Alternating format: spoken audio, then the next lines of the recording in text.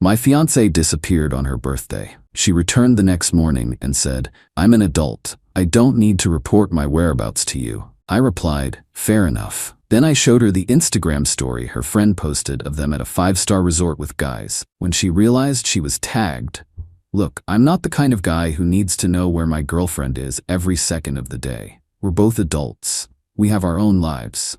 But when your fiancée straight up vanishes on her birthday without a word and strolls back in the next morning like nothing happened, yeah, we're gonna have a conversation. Let me back up. My fiancée, ex-fiancée now obviously, is named Rachel. Was named Rachel, still is, I guess. Whatever.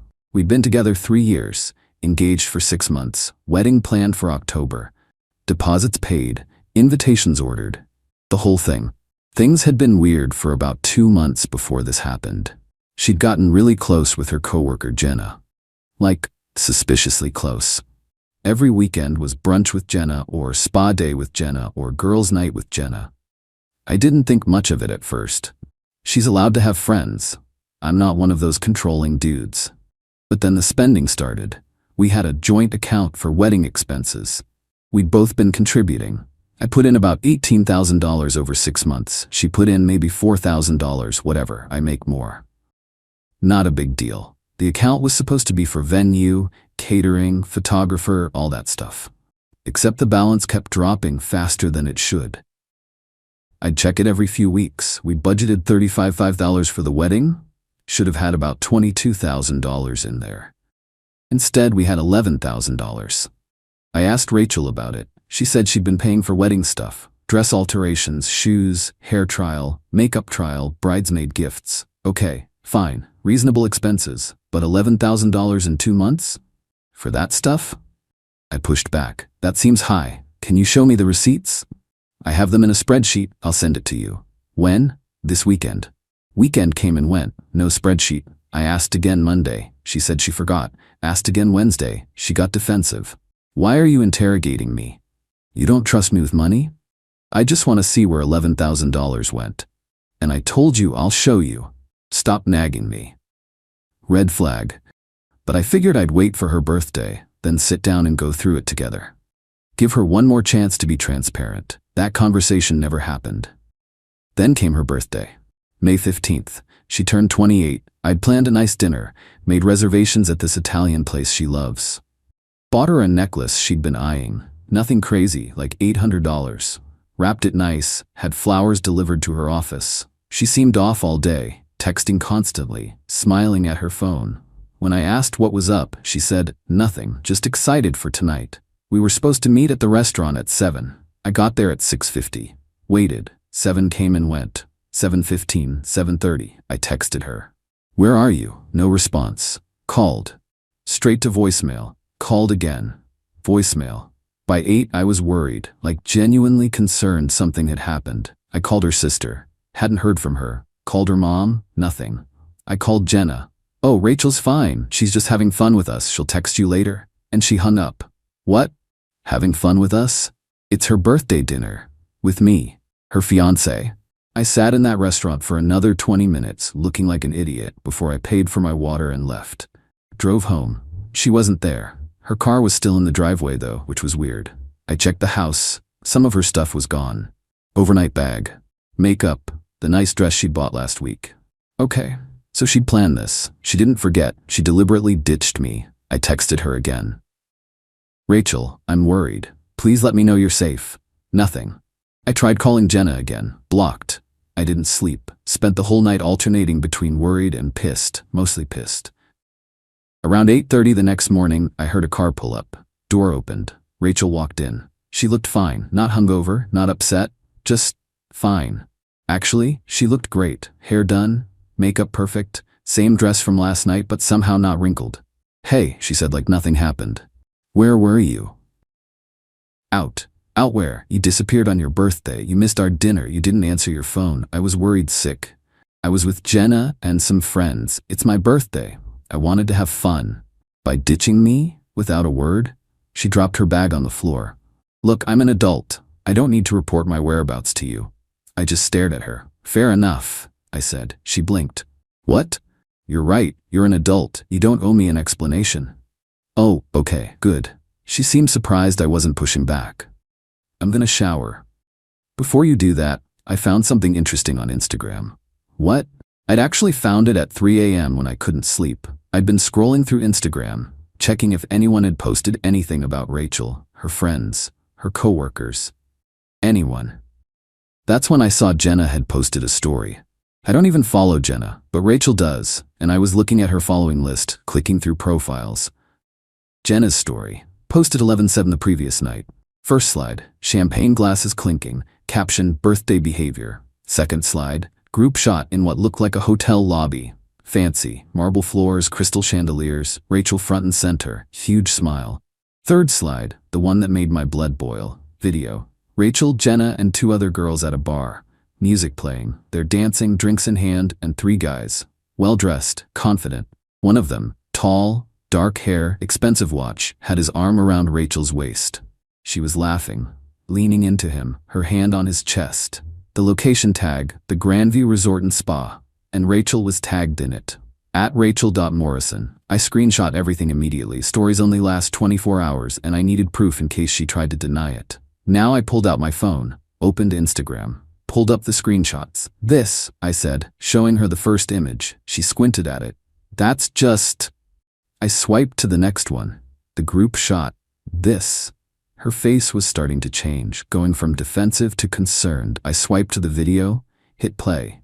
She watched herself on screen, watched the guy's arm around her, watched herself looking like she was having the time of her life. Her face went white. When did you? This morning.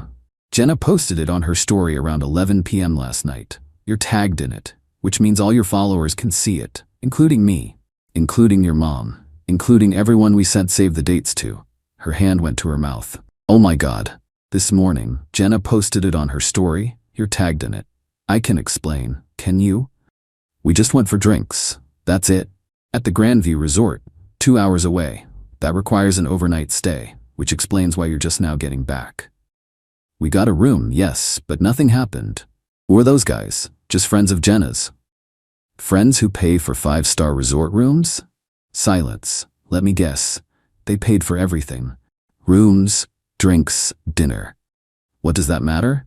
It matters because you ditched your fiancé on your birthday to go party with strange men at an expensive resort. They're not strange. Jenna knows them. I don't know them. You never mentioned them. And you're in that video looking real comfortable with one of them. It's not what it looks like. Then what is it? She didn't have an answer.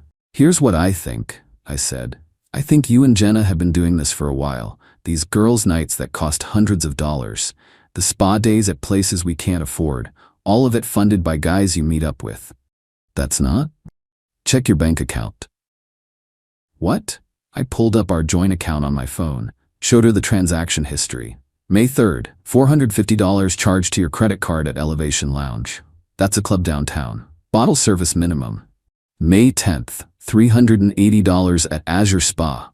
That's not a regular spa. That's the kind of spa with champagne service and caviar facials. April 28th, $620 at some restaurant I've never heard of. I scrolled through 2 months of charges, thousands of dollars. Where did this money come from, Rachel? I've been saving. Bullshit. You make $52,000 a year. Your half of rent is $900. Car payment is $340. Student loans are $280. That's not even counting food, gas, utilities. There's no way you have thousands of dollars to blow on spa days and bottle service. She was panicking now. I could see it. Who's paying for this? I asked. No one. Rachel, do these guys pay for everything when you and Jenna go out with them?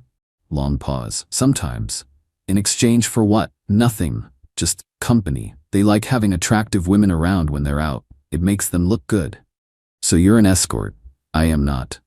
You're taking money and gifts from men in exchange for your company. That's escorting, Rachel. It's not like that. Then explain it to me. Because from where I'm sitting, my fiancé has been lying to me for months, spending money we don't have, ditching me on her birthday to go party with rich guys at expensive resorts. Help me understand how that's not exactly what it looks like. She sat down on the couch, put her head in her hands.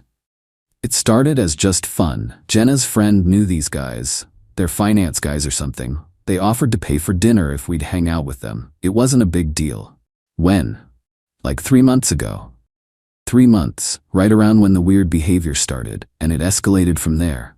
They started inviting us to nicer places, clubs, resorts, trips. They'd pay for everything. It felt nice being spoiled. By men who aren't your fiancé. You don't spoil me like that. I bought you an $800 necklace yesterday. I planned a birthday dinner. I've been saving for our wedding. I know, but what? I don't make enough? I'm not exciting enough. It's not about you. It's absolutely about me. You chose to lie to me. You chose to spend time with other men. You chose to take their money. You chose to ditch me on your birthday. She was crying now. I'm sorry, I made a mistake. Multiple mistakes, over 3 months. I stood up, went to our bedroom, grabbed her overnight bag that she'd just brought back, brought it to the living room. What are you doing? You need to leave. Jake, no. This relationship is over, Rachel. We can fix this. I'll stop seeing them. I'll block Jenna. You should have done that 3 months ago, before you decided random rich guys were more important than your fiancé. I made a mistake. You made dozens of mistakes. You lied to me. You betrayed my trust. You took money from our wedding fund. I didn't. The account is down $11,000, Rachel. Where did it go? She didn't answer. I checked the statements this morning. 6 withdrawals over 2 months, all cash. $3,000, $2,500, $2,000, $1,500, and 2 at $1,000 each. Exactly $11,000. It's our money. That was earmarked for the wedding, a wedding you apparently don't give a shit about. That's not true. Then why did you steal from it? Why did you blow it on bottle service and designer bags while I've been working overtime to save for our future? She had no answer. Pack your stuff. You're staying somewhere else tonight. This is my apartment too. No, it's not. You're not on the lease. You've been living here rent-free because I covered everything. Legally, I'd have to give you 30 days notice to move out. But I'm asking you to leave now, voluntarily. You can stay at your sister's, your mom's, wherever. But I don't want you here. Where am I supposed to go? Call Jenna. I'm sure one of her rich friends will put you up. Or call your sister. But you're not staying here. You can't just kick me out. I'm not kicking you out. I'm asking you to leave. If you refuse, I'll start the formal eviction process tomorrow. Either way, this is over. Your choice how difficult you want to make it. She started crying harder. Jake, please. You need to leave now. She packed, took her stuff. Her sister picked her up an hour later. The moment she left, I called our wedding venue. Hi, I need to cancel a wedding. The venue coordinator, nice lady named Patricia, picked up. Oh no, I'm so sorry to hear that. Can I ask what happened? Relationship ended. It's not happening. I understand. Let me pull up your contract. Typing sounds. Okay, so you're booked for October 12th. That's 5 months out. According to our cancellation policy, cancellations more than 90 days in advance forfeit the deposit but incur no additional fees. How much is the deposit? $3,500. Ouch, but it beat the alternative. That's fine. Cancel it. I'll process that today. I'm really sorry it didn't work out. Me too. Thanks. Hung up. Called the caterer. Anderson wedding, October 12th. I need to cancel. Different story here. The woman on the phone, Brenda, was less sympathetic. Sir, we have a 120-day cancellation policy for full refund. You're at day 148, so you're within that window. However, we began ordering specialty items for your menu last week based on your confirmed headcount. Those items are non-refundable from our suppliers. We'll need to charge a restocking fee of $1,200 to cover those costs. We'd paid $6,000. $1,200 fee meant I'd get back $4,800, so I get back $4,800? Correct. Fine. Process it. I'll email you the confirmation. Next, the photographer. I'd hired this woman named Sarah, young, talented, great portfolio. We'd paid her $3,000 up front, another $2,000 due on the day. I called her direct line. Hey Sarah, it's Jake Anderson, October 12th wedding. Hey Jake, what's up? I need to cancel. Wedding's off. Long pause. Oh man, I'm so sorry. What happened? Long story, not a good one. I'm sorry. Okay, let me check my contract. Rustling papers. So you paid $3,000 as a retainer. Per my contract, I keep $500 as a booking fee for holding the date, but I can refund the rest. That works. Thank you. No problem. I'll send the refund by end of week. And hey, I hope you're doing okay. Getting there. Thanks. DJ was next. Guy named Lucas. He was super understanding. Dude, relationships are hard. No worries. I can refund everything. Haven't even started working on your playlist yet. Full refund. $1,500. Florist was trickier. She'd already ordered some of the flowers. Rare peonies or something Rachel wanted. Non-refundable from her supplier. I can refund $800 of the $1,200 you paid. The other $400 covered the specialty orders. Fine, whatever. Cake was easy, hadn't even had the tasting yet. Full refund, $650. Invitations were the big win. We'd ordered 200 custom invitations through this online company. Hadn't been printed yet, caught it just in time. Full refund, $480. I made a spreadsheet as I went, tracked every cancellation, every refund. Venue, $3,500 lost. Caterer, $4,800. Photographer, $2,500. DJ, plows $1,500. Florist, cake, $650. Invitations, $480. Total recovered, $10,730. Total lost, $3,500. Net recovery, $7,230 plus the $11,000 still in the joint account, plus stopping another $15,000 in expenses that would have come in the next 5 months. By 5 p.m., I'd saved myself about $25,000–$30,000 in total wedding costs. Worth it. The joint wedding account still had $11,000. Originally, I'd put in $18,000 total, and she'd put in $4,000 for a total of $22,000. She'd stolen $11,000, leaving $11,000. I withdrew the remaining $11,000 and closed the account. Since I'd contributed $18,000 and only $11,000 remained, I'd effectively lost $7,000 of my contribution to her theft. Her $4,000 was completely gone, spent on her escort lifestyle.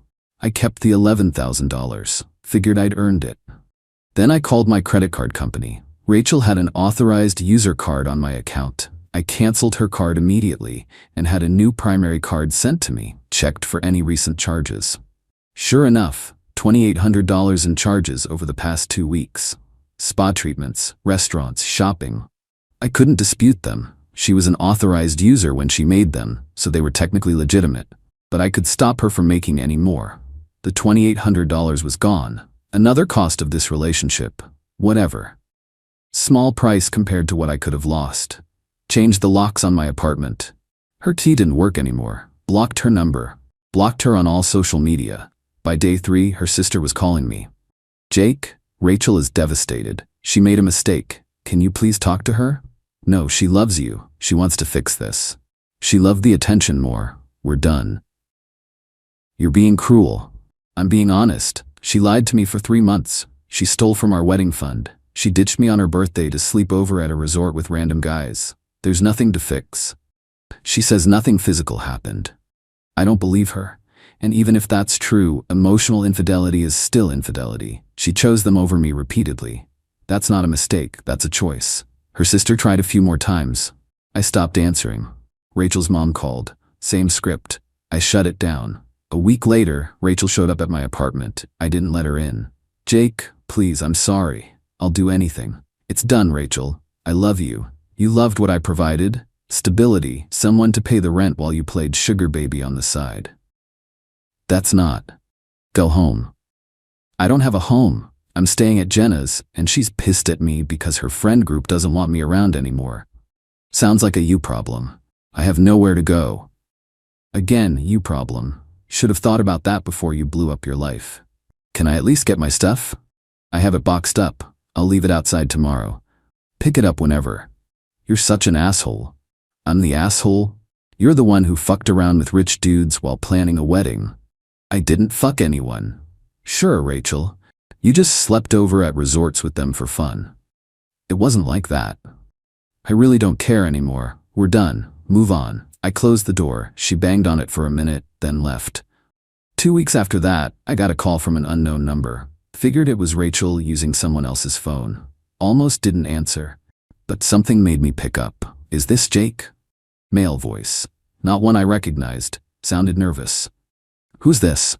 My name's Connor. I'm one of the guys from that resort weekend. Oh, this should be good. How'd you get my number? Rachel. Lucas had her in his phone. I got it from him. I wanted to reach out because I feel terrible about what happened. I didn't know Rachel was engaged. Jenna told us she was single.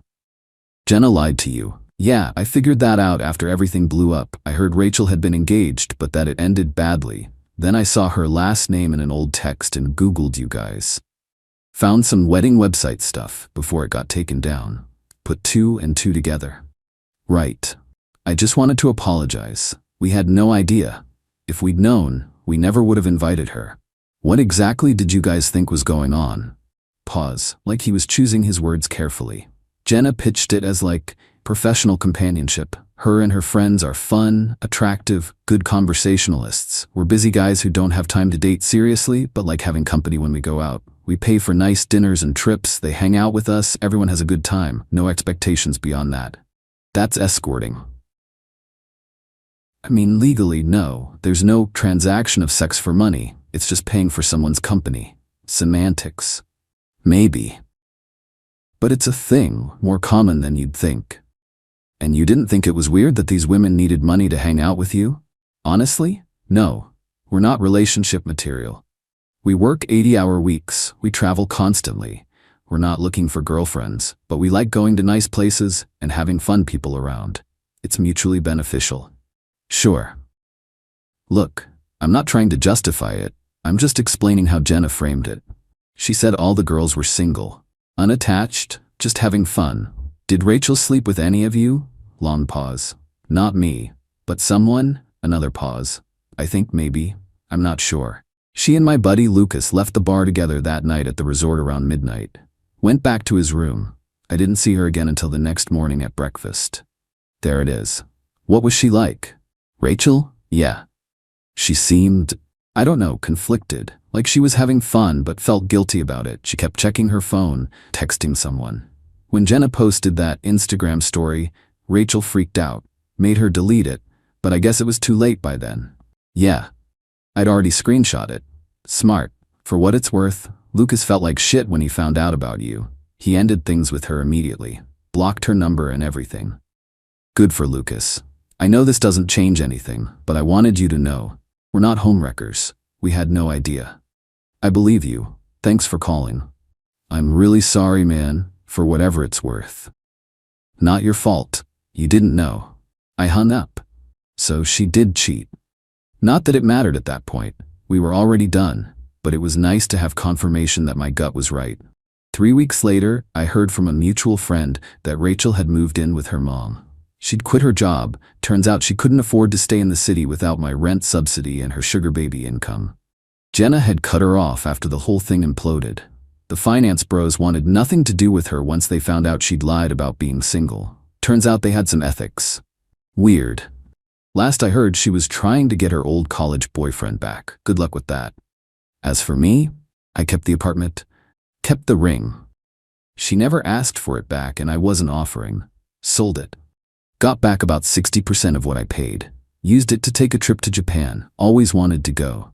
About a year later, I met someone new. Elena. She's a teacher. Pays her own way. Communicates like an adult. Doesn't disappear to resorts with random men. We've been together 8 months now. It's good.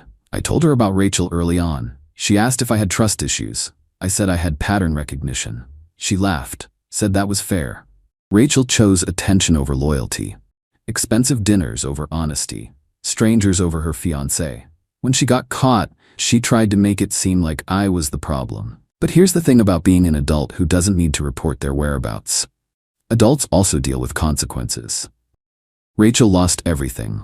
I dodged a bullet. I'll take that trade.